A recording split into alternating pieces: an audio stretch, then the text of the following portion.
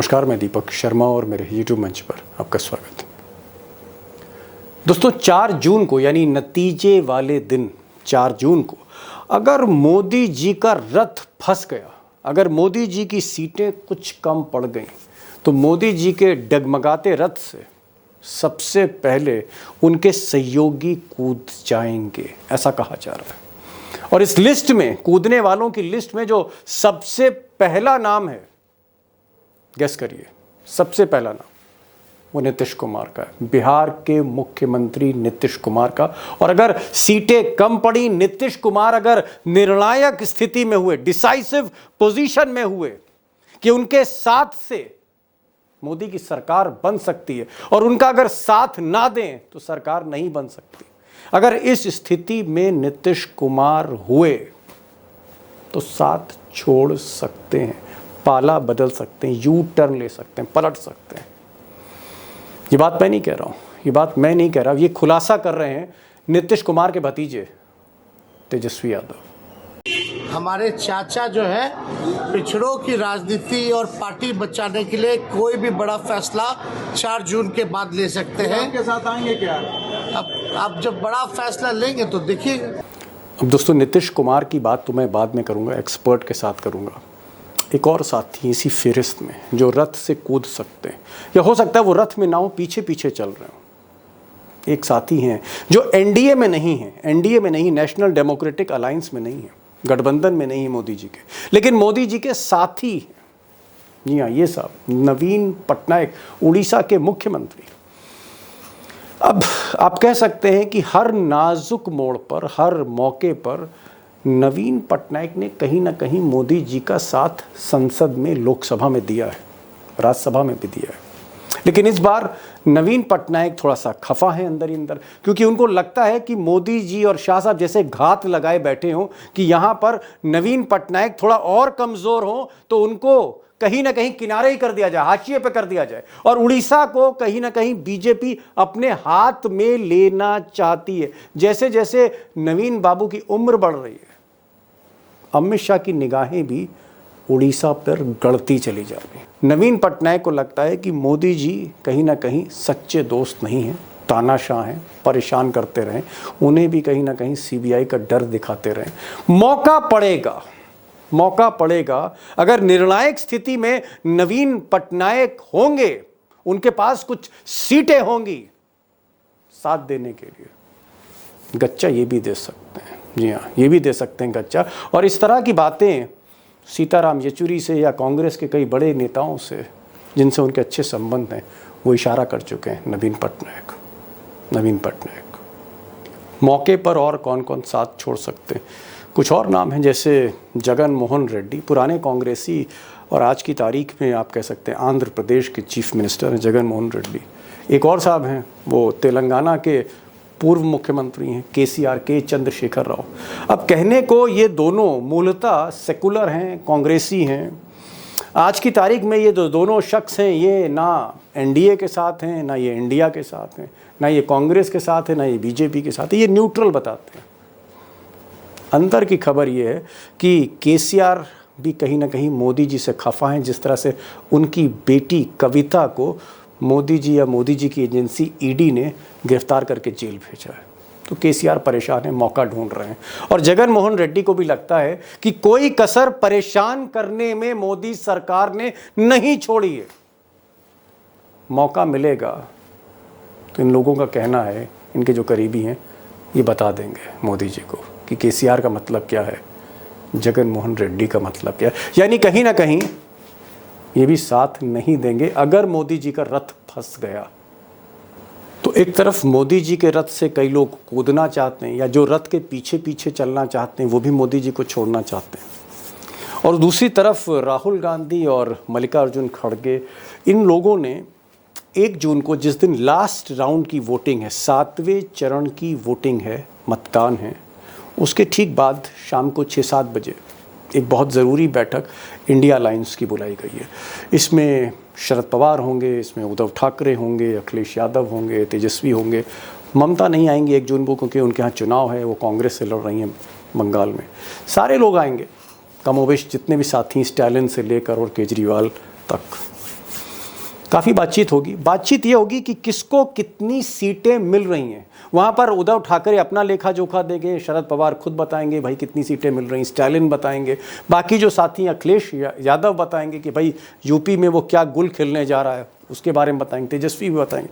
सब लोग अपनी रिपोर्ट रखेंगे, हिसाब किताब होगा। और अगर सीटें कम पड़ती हुई दिखी तो ये भी डिस्कस होगा कि नवीन पटनायक को कौन लेके आएगा, जगन मोहन रेड्डी को कौन लेके आएगा, केसीआर के आ सकते हैं कि नहीं आ सकते, या अकाली दल एक आध सीटें लेके आ जाए पंजाब में तो क्या वो शामिल हो सकता है कि नहीं। ऐसी बहुत से मुद्दे हैं जिस पर 1 जून की शाम को या रात को राहुल गांधी फाइनल स्ट्रैटेजी बनाने जा रहे हैं। और इस बैठक पर 1 जून की बैठक पर चाणक्य की भी नज़र है, अमित शाह की भी नज़र है। उसकी वजह आगे बता रहा हूँ।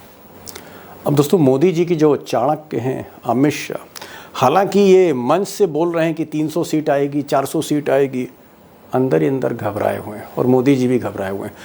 और लोग ऐसा बताते हैं कि आजकल मोदी जी के घर पर देर रात तक मीटिंग्स का दौर चल रहा है, मीटिंग चल रही है। और मैंने जो इससे पहले वाला वीडियो बनाया था उसमें मैंने बताया था कि मोदी जी घर से निकले ही नहीं, एक रैली नहीं करी। या तो वो फाइलों पे साइन करते रहे, ट्रांसफ़र पोस्टिंग करते रहे, या स्ट्रैटेजी बनाते रहे अपने सिपा सालारों के साथ, अपने एडवाइज़र्स के साथ कि करना क्या है अगर सीटें कम पड़ गई। अगर ये सीटें 272 से नीचे आती, 260, 250 और नीचे आ जाती, 240 के आसपास, तो फिर काम नायडू बाबू से नहीं चलना है। अब ऐसा लोग कह रहे हैं कि मोदी जी की भी कोशिश है कि नवीन पटनायक उनको अपने साथ लें, जगन मोहन रेड्डी को भी लें। हालांकि आंध्र प्रदेश में एक मयान में 2 तलवारें कैसे रहेंगी, नायडू बाबू और जगन मोहन रेड्डी एक साथ कैसे आएंगे। अब चाणक्य तो चाणक्य ठहरे, हो सकता है एक मयान में वो 2 तलवार रख दें। तो हो सकता है जगन मोहन रेड्डी को लाने की कोशिश होगी, नवीन पटनायक को लाने की कोशिश होगी, अकाली दल को भी ला सकते हैं। यानी जो साथी बिछड़ गए उनको भी लाने की कोशिश होगी। और जिनके घर पर मोदी जी ने ईडी भेजी, केसीआर के घर, बेटी को गिरफ्तार करके जेल भेज दिया, इनको भी मोदी जी लाना चाह रहे हैं। और शायद इसीलिए आज जो इंटरव्यू उन्होंने एएनआई को दिया उसमें उन्होंने कहा कि मेरी किसी से दुश्मनी नहीं, मोदी जी की सबसे दोस्ती, हर नेता से दोस्ती है। सुनिए आप आज क्या बोला मोदी जी ने। हिंदुस्तान के सभी राजनीतिक दलों के नेताओं के साथ हमारे संबंध अच्छे ही हैं और लोकतंत्र में हमारी दुश्मनी नहीं होती है, संबंध अच्छे होने ही चाहिए। दोस्तों, जो सबसे बड़ा सवाल है या यूं कहूँ असली सवाल है वो तो यही है कि किसको कितनी सीटें मिल रही, मोदी जी को कितनी सीटें मिल रही हैं, इंडिया अलायंस को कितनी सीटें मिल रही, क्योंकि सीटें ही डिसाइड करेंगी सरकार किसकी बन रही है। और या फिर एक हंग पार्लियामेंट है, एक त्रिशंकु लोकसभा है, आप कह सकते हैं किसी के पास भी बहुमत नहीं है। अगर ऐसी स्थिति होती है 4 जून को, जिसके आप कह सकते हैं दिन उंगलियों पर रह गए, जब मशीनें खुलेंगी तो पता लग जाएगा 4 जून को।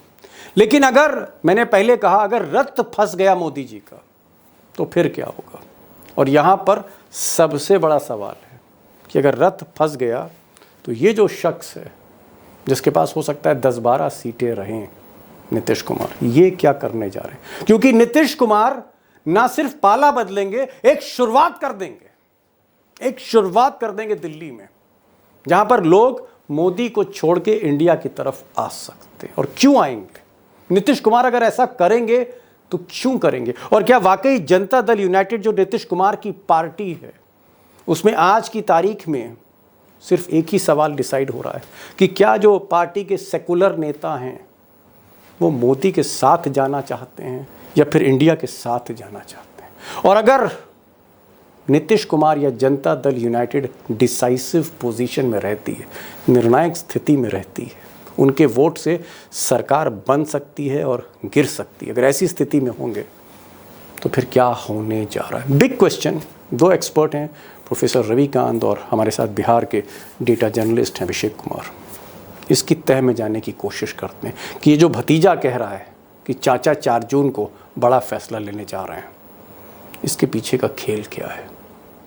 रविकांत जी, मैं आपको एक आज का बयान सुनवाना चाह रहा था और बयान आप सुनकर मैं आपकी प्रतिक्रिया चाहता हूं। मैं चाहता हूं कि पहले आप ये तेजस्वी यादव का बयान सुनिए जिसमें वो कह रहे हैं कि साहब उनके चाचा 4 जून को बड़ा फैसला करने जा रहे हैं।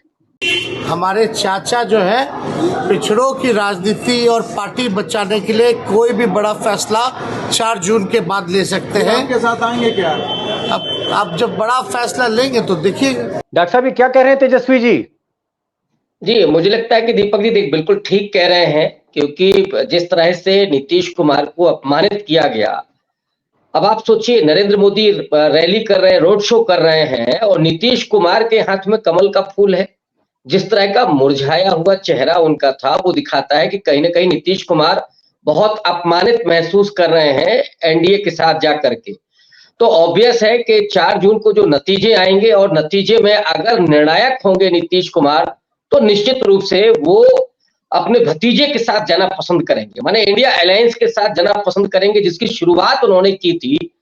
वहां पे जाने में उनको ज्यादा अच्छा लगेगा और ये राजनीतिक रूप से भी उनके लिए हितकारी होगा, क्योंकि आखिर में आकर के नीतीश कुमार अपने दामन पे ये दाग नहीं लगाना चाहते हैं कि जीवन भर उन्होंने धर्मनिरपेक्षता की राजनीति की, सामाजिक न्याय की राजनीति की और एक ऐसा चुनाव जो बेहद निर्णायक था, जिस चुनाव में संविधान को बचाने की बात हो रही थी, आरक्षण को बचाने की बात हो रही थी, लोकतंत्र को बचाने की बात हो रही थी, उस चुनाव में नीतीश कुमार अगर उन ताकतों के पक्ष में खड़े हो जाएंगे जिनमें घोषित तौर पर संविधान को बदलने की मुनादी की जा रही थी, तो मुझे लगता है कि नीतीश कुमार के राजनीतिक रूप से भी उनके इतिहास के लिए भी बेहतर नहीं होगा।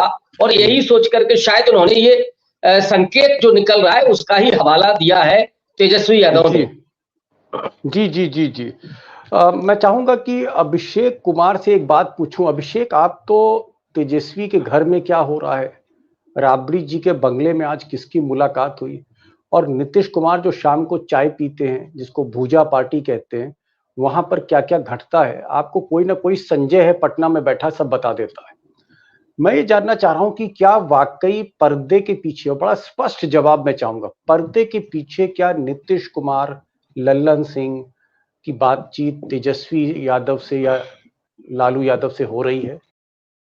ये तय है कि नीतीश कुमार 4 जून को या 4 जून के पहले ही, मैं तो कहता हूं संकेत मिलने लगेगा 1 जून के मतदान के खत्म होने के बाद। और मैं जान लीजिए दीपक जी, अभिषेक जी मैं एक ब्रेकिंग न्यूज जानना चाहता हूं कि क्या आपके पास इस तरह के पुख्ता संकेत हैं कि नीतीश कुमार या उनके लोग क्या तेजस्वी कैंप से बातचीत कर रहे हैं? मतलब एक तरफ चुनाव चल रहा है लोकसभा का और पर्दे के पीछे बातचीत हो रही है दोनों में। क्या बातचीत हो रही है दोनों कैंप में, नीतीश कुमार और तेजस्वी कैंप में? मैं ये पूछ रहा हूं। देखिए, नीतीश कुमार को तेजस्वी कैंप से बात करने के लिए किसी दुभाषिए की जरूरत नहीं पड़ती है, किसी मैसेंजर की जरूरत नहीं पड़ती है। पहली बात, जैसे अरुण जेटली से बात करने के लिए, सुशील मोदी से बात करने के लिए उन्हें कोई बीच में मैसेंजर की जरूरत नहीं थी। लेकिन बीजेपी के साथ जो उनका कनेक्टिंग लिंक था, वो दोनों लिंक अब टूट चुके हैं। राष्ट्रीय जनता दल के साथ उन्हें दिक्कत सरकार चलाने में नहीं थी उतनी जितनी दिक्कत सम्राट चौधरी और बीजेपी के साथ। दूसरी बात, उनका पॉलिटिकल करियर लोकसभा चुनाव के पहले स्टेज पर चला गया, वो दांव पर था, तमाम तरह की बातें चल रही थी। लेकिन लोकसभा चुनाव के जो रुझान आ रहे हैं, 16 में 14 सीटें तो उनकी हो गई, चुनाव वहां चुनाव हो गया जो जेडीयू लड़ रही है, और जो 2 सीटें हैं, एक उनका गढ़ नालंदा है और एक सीट ऐसी है जो चुनाव अगर वो बीजेपी के साथ लड़ते या अगर नहीं भी लड़ते बीजेपी के साथ तब भी फंसी होती। यानी अब उन्हें इन दोनों सीटों पर चुनाव में जीत हार के लिए भारतीय जनता पार्टी की आवश्यकता नहीं है, ये करीब करीब तय है। और ये अब साफ हो चुका है। आप बिहार में किसी भी पॉलिटिकल एनालिस्ट से पूछ ले, बिहार में सिंगल लार्जेस्ट पार्टी के तौर पर बिहार की 40 लोकसभा सीटों में जनता दल यूनाइटेड उभर कर आ रही है। ये बात साफ हो चुकी है कि जनता दल यूनाइटेड को बहुत कम सीटों का नुकसान हो रहा है। 16 जीती थी, 16 पे लड़ रही है, 16 तो नहीं आएगी, लेकिन ऐसा भी नहीं है कि उसकी सीटें 12 से कम हो जाएंगी। आपने 2 बड़ी बातें कही। आपने कहा कि नीतीश कुमार को किसी मीडिएटर की जरूरत नहीं है, किसी बिचौलियों की जरूरत नहीं है, वो सीधे तेजस्वी से, लालू से बात कर सकते हैं और करते रहे, नंबर 1। नंबर 2, आपने कहा कि इस बार नीतीश कुमार अच्छी सीटें लेकर आ रहे हैं, उनके पास अच्छी खासी सीटें होंगी, बिहार की 40 में से ठीक ठाक सीटें वो लाएंगे, यानी सीटें भी उनके पास होंगी और वो तेजस्वी यादव कैंप से बात भी कर रहे हैं क्योंकि वो कंफर्टेबल नहीं है, वो अमित शाह और मोदी से अभी भी कंफर्टेबल नहीं है। और ऐसा लगता है कि किसी दबाव में, किसी प्रेशर में किसी ने गन रख दी हो और तब वो जाके मोदी से मिले हों, इस तरह का प्रेशर दिखता है। डॉक्टर साहब, एक चीज मैं आपसे पूछना चाह रहा था कि भाई ये क्या बात है कि मोदी और अमित शाह के साथ जो भी दोस्ती का हाथ बढ़ाता है, जो भी दोस्ती करता है, जो भी मेल मुलाकात करता है, बाद में वो उनसे जुदा हो जाता है। ये दोस्ती मोदी के साथ ज्यादा दिन चलती क्यों नहीं है? और मोदी पे लोग एतबार क्यों नहीं करते? भाई नीतीश कुमार से तो यही संकेत मिल रहे हैं। देखिए दीपक जी, मोदी और शाह के साथ हाथ मिलाने का मतलब है हाथ जलाना। और गुजराती लॉबी के बारे में आप ये कह सकते हैं कि ऐसा कोई सगा नहीं जिसको हमने ठगा नहीं। उद्धव ओहो, ऐसा ठाकरे भी कोई हाथ जला क्या चुके क्या हैं। कहा आपने? ऐसा कोई सगा नहीं जिसको हमने ठगा नहीं। ओहो कौन है ओहो जो?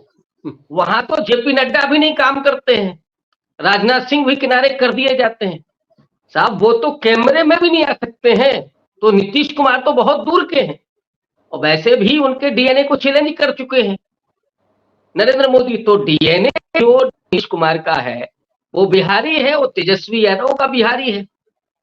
चाचा और भतीजे में ऐसी कोई तल्ख टिप्पणी भी नहीं हुई।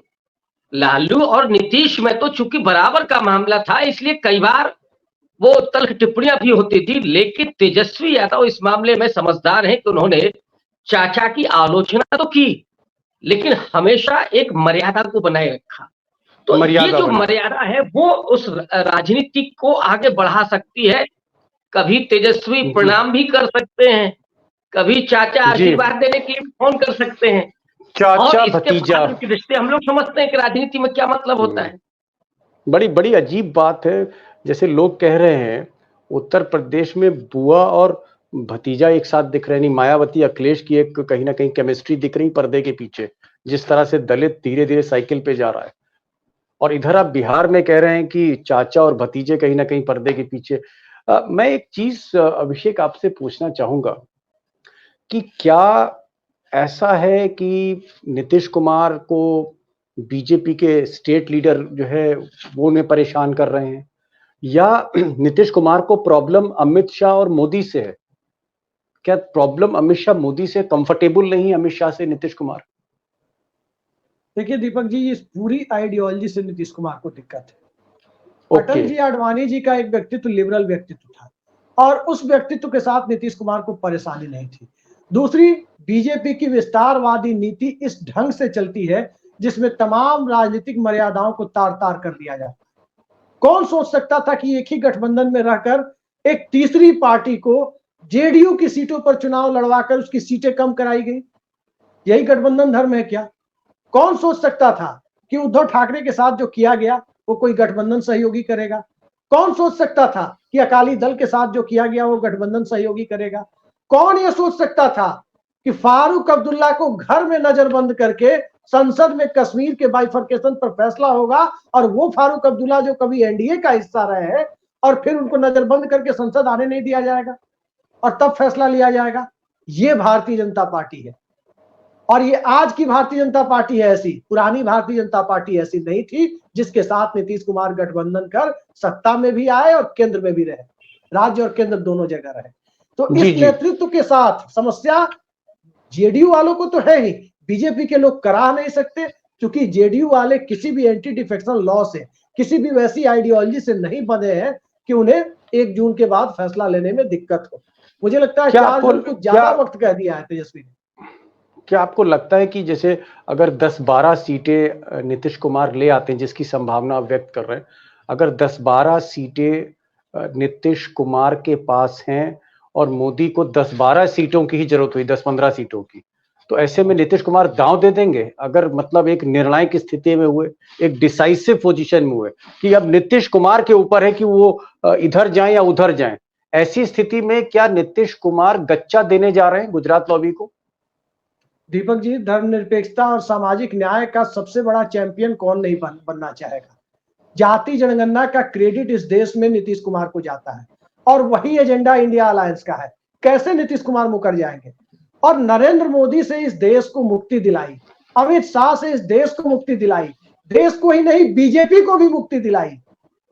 ये क्रेडिट भला कौन नहीं लेना चाहेगा। संयोग से परिस्थितियां नीतीश कुमार के सामने है, अपने दामन पर लगे बार बार पलटने के दाग को धोने की भी, और देश के ऊपर जो परिस्थितियां विद्यमान है उससे देश को मुक्ति दिलाने का क्रेडिट लेने की भी। तो इन दोनों ही परिस्थितियों में अगर नीतीश कुमार के सामने हालात ऐसे बनते हैं कि जेडीयू के सांसदों के बूते ही दिल्ली में सरकार को बनना या बिगड़ना है, तो नरेंद्र मोदी कतई प्रधानमंत्री नहीं बनेंगे अगर ये हालात उत्पन्न हुए तो। क्या डॉक्टर साहब आपको लगता है, अब आखिरी सवाल समय हो रहा है, क्या आपको लगता है कि जैसे नीतीश कुमार के बारे में अभिषेक बता रहे हैं कि भाई पटना में खबर बड़ी गर्मा गर्म है कि 4 जून को कुछ भी हो सकता है, और आज तो तेजस्वी ने कैमरे पर बोल दिया, क्या नीतीश कुमार की तरह मोदी जी से नायडू बाबू भी दामन छुड़ा सकते हैं, एक आध और लोग भी दामन छुड़ा सकते हैं?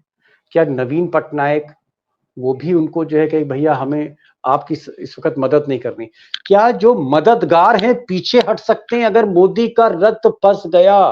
क्या मददगार पीछे हट जाएंगे? दीपक जी, आज नरेंद्र मोदी जी का एक बयान है, आप उसी से नतीजों का संकेत देख सकते हैं। नरेंद्र मोदी का कहना है कि जो तमाम राजनीतिक दल हैं हमारे संबंध उन सबसे अच्छे हैं। इसका मतलब क्या है कि अब आप गोता लगा करके ढूंढना चाहते हैं कि कहां मिलेगी मछली, लेकिन मछलियां पहले ही अपना अपना रास्ता तय कर चुकी हैं कि वो कहां जाएंगे। बड़ी मछली के जाल में जाएंगी या कम से कम बचने के लिए किसी तालाब में उपवन में चली जाएंगी। हालात ये हो गए हैं, और मुझे लगता है कि अगर मोदी जी फंसते हैं तो बचाने कोई नहीं आने वाला, कोई बचाने वाला, बचाने कोई नहीं मोदी आने। जी बरगद है दीपक जी, बरगद है, बरगद, किसी को पनपने नहीं देते। बीजेपी को भी चट कर गए, आरएसएस भी किनारे लग गया, और जो जेडीयू उद्धव ठाकरे ये सब, तो आप समझ लीजिए कि क्या हुआ है उनका। बरगद का पेड़ बता दिया। एक आखिरी सवाल, क्या आपको लगता है अभिषेक, अगर मैंने पहले भी कहा डिसाइसिव पोजीशन में आते हैं, निर्णायक स्थिति में अगर नीतीश कुमार हुए 4 जून के बाद, उनके समर्थन से सरकार बन सकती है या बिगड़ सकती है? ऐसे में क्या जेडीयू में वोटिंग हो सकती है? क्या लल्लन सिंह जैसे लोग जो समाजवादी धारा के हैं, क्या ये लोग जेडीयू के भीतर एक मीटिंग कर सकते हैं, कोई निर्णय ले सकते हैं, पार्टी के अंदर वोटिंग हो सकती है? क्या इस तरह की कुछ चीजें हो सकती हैं पटना में? दीपक जी, जेडीयू के इंटरनल मैट्रिक्स को सबसे पहले मैं आपके सामने रख दूं। जेडीयू में 2 खेमे हैं, एक जो बीजेपी के साथ संबंध रखना चाहता है और दूसरा जो भारतीय जनता पार्टी के साथ संबंध नहीं रखना चाहता। बीजेपी के साथ संबंधों के हिमायती लोगों की संख्या राज्यसभा और विधान परिषद में ज्यादा है, वहीं आरजेडी के साथ संबंध रखने वाले लोगों की संख्या विधानसभा और लोकसभा में ज्यादा है। आप ललन सिंह को ले सकते हैं, आप विजेंद्र यादव को ले सकते हैं, ऐसे तमाम नाम आपको दिखाई देंगे जो राष्ट्रीय जनता दल के साथ यानी राजनीति की धर्मनिरपेक्ष धारा के साथ राजनीति करना ज्यादा पसंद करते हैं।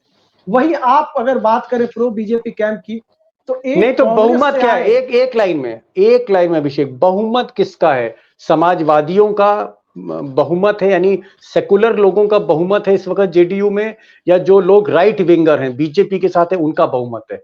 एक लाइन में स्पष्ट बताइए। अशोक चौधरी और संजय झा जैसे भाजपा के हिमायतियों का बहुमत नहीं है जेडीयू में, ये स्पष्ट है।